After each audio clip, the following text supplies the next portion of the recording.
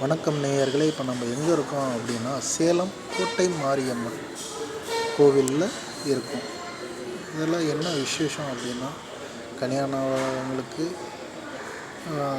தாலி வாங்கி போடுறோம் அப்படின்னா வேலில் கட்டினா கல்யாணம் ஆகிடும். குழந்தை இல்லாதவங்களுக்கு வளையல் போட்டு விட்டால் குழந்தை பிறக்கும். அது மட்டும் இல்லாத உடலில் ஏதாவது அம்மை, பெரியம்மை, சின்னம்மை, சாட்டக்கூர் அம்மை, இந்த விளையாட்டு அம்மை நிறையா இருக்குது இல்லைங்களா? அதில் எது வந்தாலும் இந்த கோயிலில் வந்து உப்பு வள்ளி போட்டு தீர்த்தம் வாங்கிட்டு போனால் சரியாயிடும்ன்றது கோயிலோட ஸ்தல வரலாறு. இது நான் சொன்னது குறைவு தான், ஏகப்பட்ட வரலாறு. அது மட்டும் இல்லாத அதிசயங்கள் நிறையா இதில் இருக்குது. இந்த கோவிலில் நிறைஞ்சிருக்கு. வாங்க அம்மனை தரிசனம்.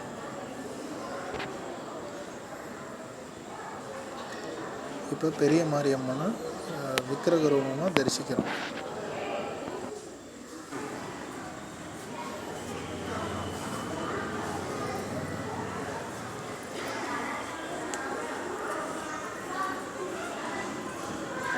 இப்போ அம்மாவை தரிசித்தாச்சு. அடுத்தபடியாக மதுரை வீரனை தரிசிக்கிறோம். கோவிலுக்கு காவல்காரர் மதுரை வீரன், அவருடைய மனைவிகள் இருவர் தரிசிக்கிறோம்.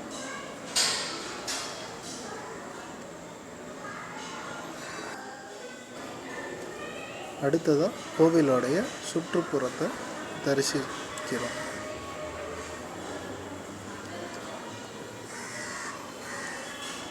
இதுதான் கோவிலோட ஸ்தல மரம், அத்தி மரம்.